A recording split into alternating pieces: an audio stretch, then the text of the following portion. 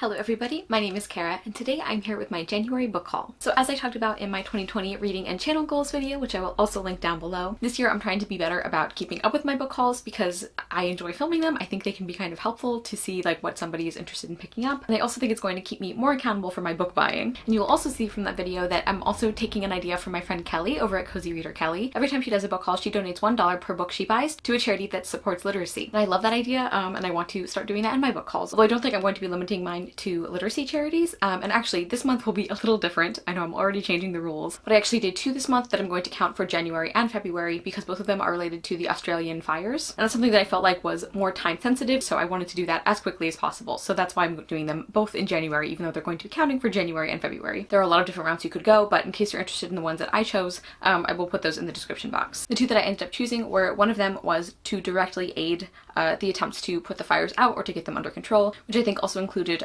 protecting people's homes and providing support to displaced families. And then the other one is a wildlife and animal support charity. And there's several websites that you can look at to see if a charity is, you know, legit or well rated. So if I can find any of those that I used, I will also put those in the description, although, you know, definitely use your own judgment as well.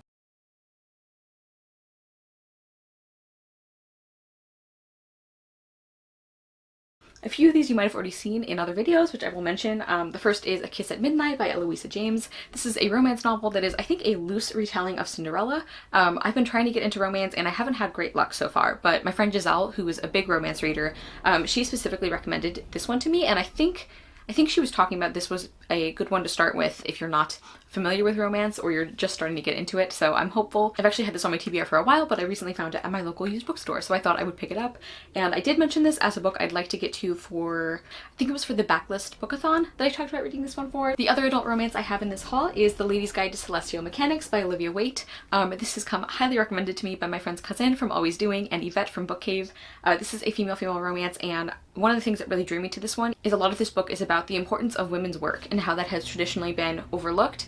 I think, is it sewing or embroidery that is specifically talked about, and like clothing and textiles, and how that's just been not very well respected because it's always been associated with women. And I believe the other lead character is an astronomer, and so I think it's going to be about like women in STEM and everything too. I've just heard glowing reviews for this book. I think it's just really going to work for me, so I'm really excited to get to this one as well. Next I have a book I'm currently in the middle of, and that is Glory Happening by Caitlin B. Curtis, Finding the Divine in Everyday Places.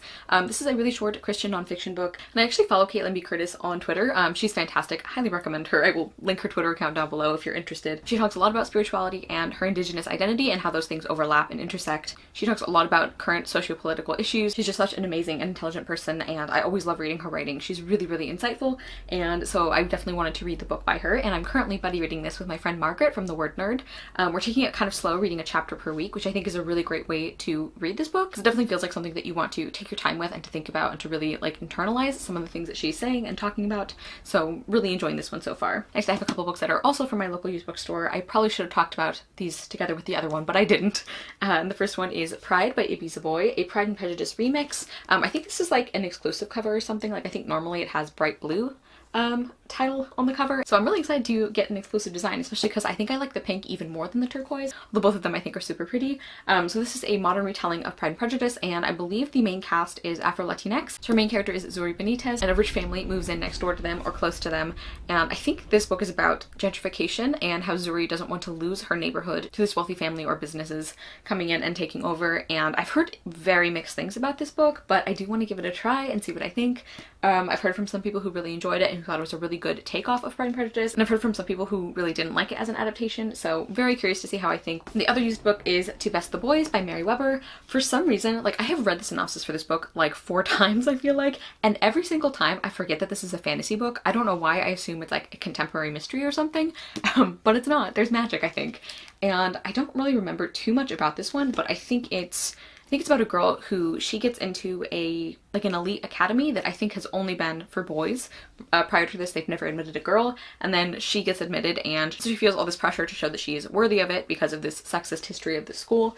And I've heard pretty good things about this one. I feel like I heard several people talk about it like right before it came out who really enjoyed it or who were really excited about it, but I haven't heard much about it since, so I'm curious. Next I have a few books that I feel like I've talked about a lot recently, because I think all of these were in my most anticipated releases, and also most of them were in a TBR video, and actually possibly more than one TBR video, so Hopefully you're not tired of hearing about these yet, but I'm still really excited about all of them. And the first one is The Will and the Wilds by Charlie N. Holmberg. And you can see I actually have a bookmark in it. I read a few pages, but I didn't like officially add this to my currently reading shelf yet because I want to be in exactly the right mood to read this book. I never used to like read a few pages of a book before I officially started reading it. Like once I picked it up, I was currently reading it and going to finish it, but I don't know, just like in the last couple months I've started doing that and I don't want that to be a habit. And this is a fantasy book where there are these creatures called mistings that kind of sound like they're fae or elves or something like that. It's kind of a mysterious or creepy forest setting, which also appeals to me. And I think our main character, she makes a deal with one of the mistings where she trades him a kiss in exchange for his protection in the forest. And something about this kiss, it kind of is like a binding deal between them, and he starts becoming more human, and I think her life is put in danger by this choice, so they both have to work together to try and figure out what's happening. This character dynamic sounds very interesting to me, so I hope it's executed well. I've heard kind of middling reviews for this one since it came out, but I'm really hoping that I enjoy it. And like I said in another video where I talked about it, the character dynamic kind of reminds me of Gods of Jade and Shadow by Silvia Moreno Garcia, which is a book I loved last year, so I'm also pretty hopeful about that, although this one is quite a bit shorter, so I'm trying not to get my hopes up too much, but I am excited about it. Next is The Mistwick School of Musicraft by Jessica Khoury. This is actually one of the books I wanted to get to for the 1,000 Pages readathon, but I unfortunately did not get to it. I do really want to read it soon, possibly for middle grade March. We'll see. We follow these two girls who are at this magical school, and I think they're best friends, or they develop a friendship. And I know that the magic system in this book is based around music, I'm pretty sure, which is something that when it's done well, I really, really love. So I just can't wait to get to this one. I don't know too much about the actual plot beyond those basics. Also, I really, really love this cover. I just think it is so pretty. Next is Dark and Deepest Red by Anne Marie McLemore. This is Anne Marie McLemore's newest release. I am so excited to get to it. I can't believe I haven't picked it up yet, but I think I'm saving it because once I read this one, I will have no other books by them until whenever they release their next one, which makes me sad. But this is, I think, their first historical magical realism book, and it is a retelling of the Red Shoes and also of the Dancing Plague, which is a historical event that happened in, I think it was Austria, but I'm not sure, a few hundred years ago. And I think this is dual timeline, which is not something I tend to gravitate towards, but I have loved everything Anne Marie McLemore has written, so I'm pretty confident I'm going to love this one as well. And the last book I have to show you today is Woven in Moonlight by Isabel Ibanez. This is an Own Voices Bolivian-inspired fantasy. I think historical fantasy, or it is partly inspired by historical events. And I know there's like a royal decoy plot, which is something I find really interesting. And I know it's about revenge, and I think our main character seeking revenge for her country being conquered by another group. I remember when I was initially putting together my anticipated releases video, the majority of reviews being positive, and since talking about this one last time, I have heard some negative reviews from Own Voices reviewers, so I'm not sure how I'm gonna feel about this one. So I don't know. I am kind of nervous about this one now, but I already own it, so I do want to try it and see how I feel. But definitely keep that in mind if you're thinking about picking this book up. And the last item I'm going to show you today is actually not a book, but it is a bookish item, and that is the necklace I'm currently wearing. I should have planned this better. I'm not sure you'll actually be able to see it, but I got it from an Etsy shop, and it's inspired by Edmund from the Chronicles of Narnia. Depending on which character you chose, there's a different colored heart and different objects, I think. I'm pretty sure all of them have crowns, but I could be wrong. I might actually try and insert a clip of this rather than trying to show it to you as I'm wearing it.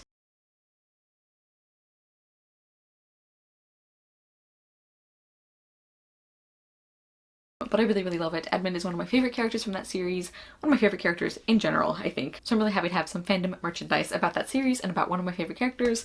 And I think that is everything for my January book haul. Let me know if you have read any of these books, what you thought of them, or if you're going to pick any of them up. I will also be sure to link the shop where I got this necklace if you're interested. And yeah, I'm excited to actually stay on track with my book hauls this year. I know it's only 1 month, but we're off to a good start. Thank you guys so much for watching. I will see you soon with another video, and I hope you love the next book you read. Bye!